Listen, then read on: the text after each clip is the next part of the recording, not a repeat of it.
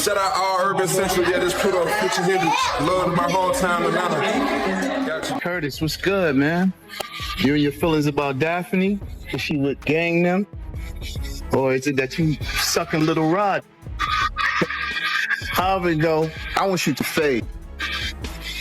All that. Since it's entertainment, let me beat the shit out of you on TV or something. Don't duck that. I'm calling you out. What you want to do, Curtis? Curtis! What's up, everybody? Another great workout today. Staying in shape, staying inspired. Inspiring myself. You know what I'm saying? First thing you gotta do is inspire yourself. Without inspiration from within. News is spreading fast. 50 Cent is making headlines again. This time, Stevie J is the target because of the producer's close friendship with Diddy. The joke went viral online, sparking heated discussions on social media and attracting attention from both fans and business experts. 50 is renowned for his candid manner and clever jokes. Furthermore, over the years, he has turned innocuous comments into noteworthy viral events.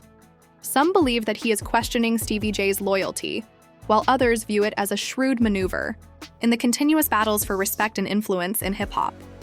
At any rate, Stevie J has assumed a prominent role. In addition, 50 has a history of persevering once he gets going, so this conflict is unlikely to conclude anytime soon. Alleges that Diddy forced him to watch a video of Stevie J having sex with a man. Who, little Stevie? Huh? Who, Stevie? What Johnson used to call him, Stevie? Yo, I read that, man. I don't know if you know this, but then maybe they have a tape that we didn't see because the pictures was a little vague. There was an exotic worker came out and said that was him and not Stevie J. But in order for them to put that in there, they must have clearly thought it was Stevie J or think it's Stevie J. But you got to get this, Art. Check this out. He knew that this kid admired Stevie J and loved the work Stevie J had done in the industry in the past. This kid looked up to Stevie J. Now, what if Puff told him that was Stevie J in the tape? And the guy looked like Stevie J. He did facial, his face was fixed like he was doing some of the faces Stevie J be making. You understand? So now, the kid could have been drunk, kid could have been high. He was like, yo, Puff could have been like, yo, you talking about, this is somebody you admire. Look what he doing. This Stevie J right here. Now, in that kid's mind, he may have thought that was Stevie J, or he think that's Stevie J. If Puff told him that was Stevie J, it was Stevie J. So people can't say, oh, he lying and everything like that, because we really don't know what was said, but the kid said he told him, this is somebody I admire. This is somebody you got high aspirations for, that you want to be like. Look and see what he doing. This is what you should be doing too. Wow, that was crazy. And you knew Stevie J, right? I knew Stevie J real well, bro. I knew Stevie J when he was with Bad Boy, one of the hitmen. When him and Puff fell out, I used to take Stevie J around and everything, bodyguard him in certain places and everything. Stevie J was one of those dudes. He was a good brother, but he always wanted to be seen. And when you hear these allegations, right, you knowing Stevie J, do you... The animosity had been building before 50 Cent's latest comments went viral on social media. 50, who has a reputation for speaking up and pulling rivals into the spotlight, has now focused on Stevie J. In a culture where every relationship is closely examined, Stevie's long-term connection with Diddy has been controversial for years. Despite their lack of intimacy, Stevie and 50's big personalities and overlapping circles made a collision all but unavoidable. Since 50 chose to bring up the topic in public, the conversation has erupted, and many people are curious about how this back and forth might change the dynamics inside the hip-hop community. He's invited to the Diddy parties. In that whole thing, if you read it, he said that Diddy said he was having sexual relationship with Stevie J. So all I can say is this, man. If two men lay down, how many homos get up? 2. In my book. That's all you can say, man. You don't know. You know, unless you catch them in an act like that. You understand what I'm saying? But if he said, Puff said that he laid down with Stevie J and 2 men lay down, 2 homos get up. Yeah, I mean, that's a hell of a quote, man. And if I'm not mistaken, Stevie J, he was with you the night Big got killed, right? Yeah, Stevie J was there. Stevie J was there. And as soon as Big died, he was supposed to get on the plane with us, with them, and go to New York. He rushed to Faith Hotel. Rushed just to the hotel. He was wearing my cross and my chain, right? I said, Stevie, I'm not selling you my cross. My cross got blessed. He said, let me wear it. I said, yo, okay, bruh. He gave me $1,500 for the chain and then never paid me for the cross. Ended up giving Faith the cross and the chain to give to little Chris Wallace. That's what he said he did with it. You think it's a chance he was cracking Faith back then? I don't know what he was doing, bruh, but it's funny they end up now. What exactly happened then? 50 Cent attacked Stevie J's strong friendship with Diddy on Instagram, and he did it loud, straight, and unmissable, the hallmark of the 1950s. This was no hidden jab or secret message. The fact that it was an open call-out made his viewpoint extremely clear. The message went viral rapidly, sparking debates and wild theories as followers waited to see if Stevie or perhaps Diddy would reply. With a single post that started a conversation and turned it into a news item, 50 increased the tenseness and ensured that the entire industry was paying close attention. See that viral video of Diddy? He was seen in Miami with Stevie J after the raid. You seen that video? Yeah, I seen it. What you think about that? Well, I go way back when Stevie J first came to Bad Boy after they left Uptown Records and everything like that. And Stevie J and Puff fell out real bad over, it could have been producer credits and the whole 9 yards. But Stevie J didn't F with him until Love and Hip Hop. When Stevie J went to Love and Hip Hop and he became famous from that, Puff called him over there and they had a meeting, and I guess they rekindled their friendship, because I used to bodyguard Stevie J and, go to different clubs. I got pictures and everything. Stevie J didn't mess with Puff, until after that Love and Hip Hop thing went down, So now they back cool. What got me about the stuff like that them being back cool, that Stevie J went on TMZ and was speaking up on behalf of Diddy. Now, if anybody I want speaking up behalf of me, or I had anybody speaking up on my behalf, it wouldn't be Stevie J. You understand?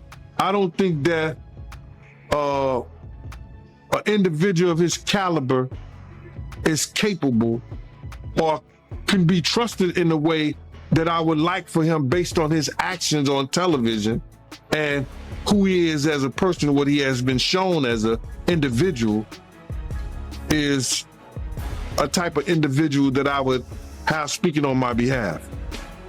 Come on, we know he's a drug abuser. We know that he's been seen putting his hands on women in the wrong way. And I don't know, that shit is crumbling, man. You know what I'm saying? But you can always say this, man. And in the infamous words of one of the world's greatest comedians, Richard Pryor, 50 Cent went all out when he claimed that Stevie J might be being taken advantage of and publicly chastised him for being too close to Diddy. However, he didn't end there. He intensified his critique of Stevie's fashion choices, labeling his ensemble unusual and lacking in inspiration. Given the amount of sarcasm in the post, it was clear that this was not lighthearted humor. In a single, extremely visible blow, 50's attack was more about damaging Stevie's brand, his decisions, and his company than it was about clothes. Putting the second 50 online was like hitting a match on a dry field. All at once, it detonated. As the volume of replies on social media skyrocketed, fans were split into two camps. Some backed Stevie, saying the attacks were harsh and unjustified, while others praised 50 for having the courage to confront Stevie. Entertainment websites and hip-hop blogs immediately took notice of the story and started making assumptions about what might be going on between two titans of the industry. Memes, reposts, and constant criticism that only served to heighten the buzz raised one important concern. Will the conflict continue if Diddy or Stevie J take revenge? Or are they going to stay silent and watch the drama play out? Rehabs, back and forth. We know, we've heard of Puff being in rehabs, secretly going to rehabs too. So, my man, when you get on those type of psychotropical, I think it's psychotropical drugs, man, and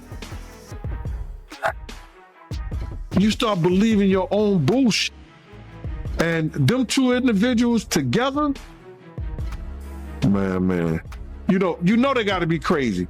Something got to be wrong with when he stood up there and he said that he want to challenge 50. And I don't know much about that clout. Him challenging 50 to a fight, and we seen how 50 Cent, we seen how Stevie J fight on Love and Hip Hop and all that other bullshit. Him, Scrappy, him, this other cat. My man, there's no way. There's no way. He don't want it with 50, bro. That's if that ain't cocaine, the Pope ain't Catholic. So you feel like 50 Cent would give Stevie J that work? It wouldn't even be a job. 50 Cent will whoop niggas like Stevie J on the way to a real fight. You seen 50 fight before? I ain't never seen 50 fight. I seen some tapes of him get down on that end, but I never seen him fight in person. But I know the demeanor of a man. I was with 50 Cent on a couple of occasions, and one occasion, it was just me and 50 and about probably 6 other dudes that didn't want to get out the car because he was ready to get down. And you could see it in him. You could see he got it in him like that. I'm looking at him. I wrote this shit about this shit in my book. 50 ain't back, he don't back down, bro. And you could see when you know a dude is about it and got it in him, you can see it in his eyes. You can see it in the way he carry himself. You see how he threw his own man in the bushes, Tony Yayo. They got tapes on 50 getting down boxing. I've seen takes on him. You know what I'm saying? I've never seen him in person, as far as fighting. I've been with him in person, but he got it in him, bro. But yeah, that caught me by surprise because I always knew that Stevie J, he did production for Bad Boy, but I never knew him and Diddy was that close until, as of late, since the raid, so. Well, they was close. Bro, Stevie J and Puff was like pots and pans back in the day. I don't know what happened between them. I'm just bringing it to your attention that it is now July the 6th. And I gave you 2 days for a grace period just because I had to get my shit together. I was having a good time. But 5 months, there's an app check for you or a paycheck for me. Thank you. See where you at right now. Let's see where you at right now. 1,000 by July 4th. 1,000. Okay, man. It's the 6th. It is. My birthday. It is. Out here, we're enjoying ourselves in Miami. But it's Saturday. Sunday means you're only a day away from Monday. Man, you ain't got what? And we want the fucking money come Monday, 5. Or else. It's Monday. We want it once. We want it once. Not 90 in the stack, though. Make sure they give you the whole No. And I'm gonna spend your money right now. I'm going to borrow $1,000 from $50. Can you give me $1,000? Absolutely, I'll bring it to you. Give me $1,000. They give me $1,000, and guess what? You get your money when I get mine. That's right. So now you owe me $1,000 after I give me $1,000, and I'm gonna need mine by Monday. Yo, tell you about what happened last night, right? Snoop come backstage in the Barclays, right? So he come, they smoking the weed and shit. Yo, this niggas was smoking some shit, bro. Like, that shit was not even regular weed, I promise you. This shit was crazy. I'm high as a motherfucker, and I ain't even smoking this shit, right? So I'm like, he said, yo, you want me to do anything? I pop out. I'm like, all right, cool. We do something, you know what I'm saying? Then the promoter came in, he saw the money. When the money came, that nigga eyes went up like, I should have known right there not to fuck with that nigga, right? Not to go on stage, but then I love him come on stage. After he come on stage, he talking about.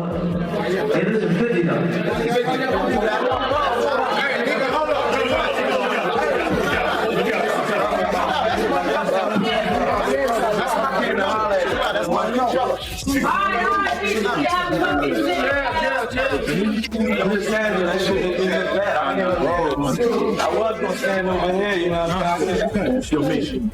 But listen up, y'all family though. Listen up, hold up. Listen, if y'all family, don't do it on stage here. You know what I'm saying? Yeah, I know. I'm just saying though. It made me look crazy. It made me look crazy. Y'all niggas arguing. I got them arguing. You understand what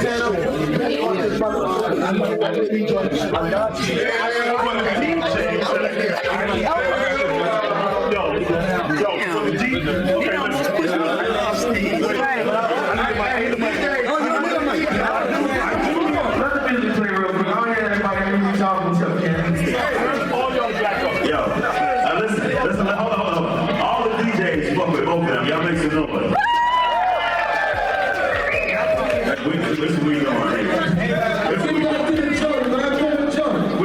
We got this up here.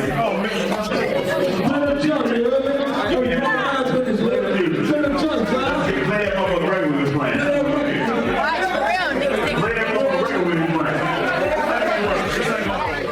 Both sides have no opportunity of escaping the spotlight because every facet of the drama is being examined, spoken about, and shared. Moreover, it transcends the actual conflict.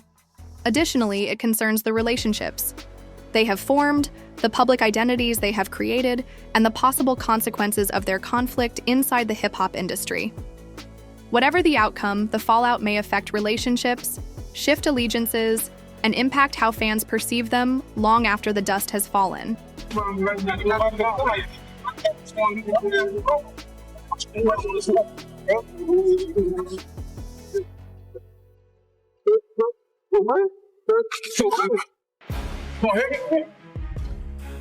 I'm telling you I got talent. Like, what? So what?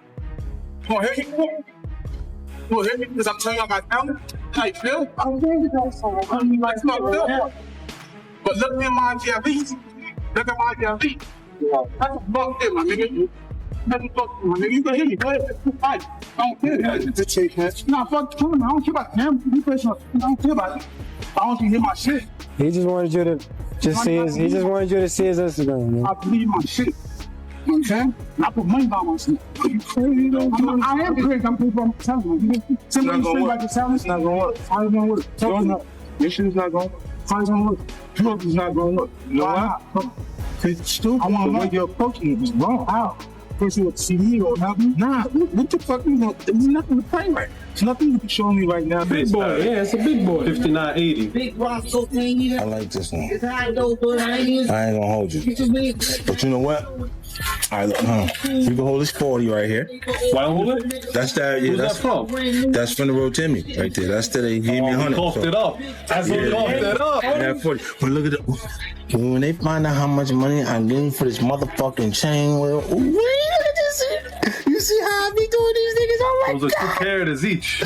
Oh my goodness. What's that? All the carats. 150 carats. 150 carats.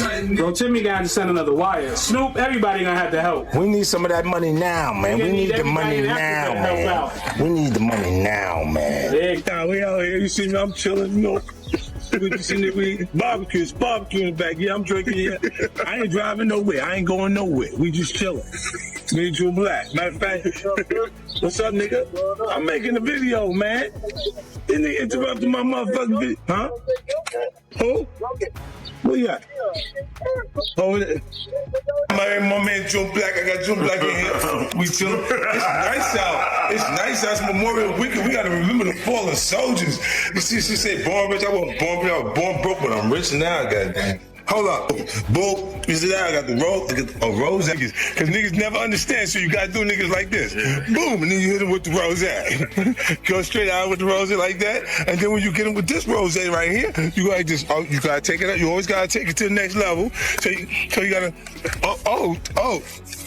there you go. Then you hit it with the rose. That's how we doing. Rose all day today, baby. Memorial Weekend. We doing it big. What the fuck you doing? I'm cleaning the side. What the fuck you doing, nigga? Shit.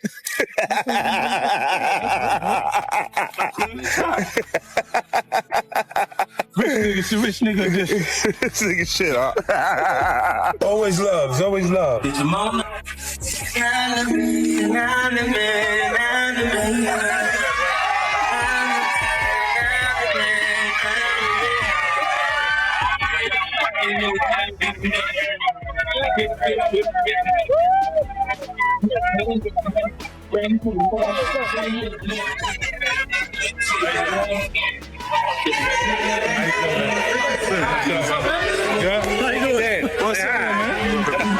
Yo, so check it out. Why nigga came in the store and gave me this $20 right here, right? He said, here, take it. $20. And said, I stole your CD in 5th grade. Right. Yo, listen, my cousin, the only person who knew about it was my cousin. But this bitch on some bullshit, so I know she gonna go left on me. I don't need you putting me all over your Instagram or anything. This shit is wild. This shit is wild. 50. So, I know everybody been on this Instagram and all the social media stuff y'all been seeing, saying 50 saying I'm broke, I owe him money. I never said that, Jack. First of all, let me get y'all to the real story of all that bullshit he talking about. Years ago, literally years ago, about 4 or 5 years ago, maybe 6. It wasn't that long, Jack. We in the Palms Casino gambling. All right, 51 something. He leave, come back, you give me a bag, say Jackie hold this. I don't even think I even know if the motherfucker won. No, you know I won, Jack. Look, and it's 50 bags. So I'm like, I ain't gonna look at the nigga bag, it's his bag. He said, hold it. Hold the bag. We get back to the hotel. He tripping, talking about $3,000 is missing. Where the money, Jack? $3,000 is missing. And you doing all this shit, Fi? This right here is power right here, stars. Boom, right here, my birthday. This joint right here, this Sony cracker right here, this the oak right here. Boom. This right here is my Batmobile, the BMF mobile. And this right here is my Isaac Wright project. My Isaac Wright project on ABC. Sued him. He settled 24 hours. Whoa. But now I heard she's cooperating with the feds. She's a civilian. What do you expect? Right. Well, what's interesting, I actually looked this up because I'm sure when they settled the lawsuit, she signed an NDA saying she's not going to write a book, she's not going to do a documentary, whatever else. The feds come, that's probably all out the window. Well, yeah, here's the thing. An NDA is a private agreement. Yeah, a criminal case supersedes that. Yeah. So she could be compelled to take the stand, and she could basically throw that NDA out the window on the stand. Of course, and she's a civilian, and it is what it is. And yo, let me tell you something. God got his ways of humbling people. Yeah. You could be right here, and the next day they all laughing at you. We're public property. Mm-hmm. That's what I learned. When I seen Fifth Sound Act, we public property. You can say whatever you want to say. So it's public property. You walking on eggshells, my nigga. Whoever you are. And if you a black billionaire, come on. It's over. It's over. It's looking bad out here. As for niggas taking up for 50, 50 been not fucking with Diddy for his reasons.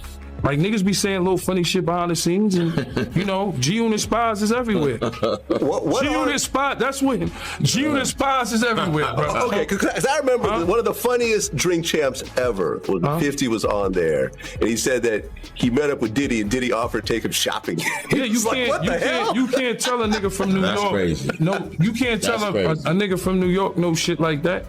Let's be real. He's like, what? He's like, I'm a bad bitch or something? I gonna let me take me shopping? You gotta understand, Fifth been like that since the beginning of time. When he used to come to the block, he was the nigga like, oh shit, boo-boo coming. The crucial question at this point is how Diddy, Jay, and Stevie will react. Will they try to pretend nothing occurred, deal with the issue directly, or try to patch things up?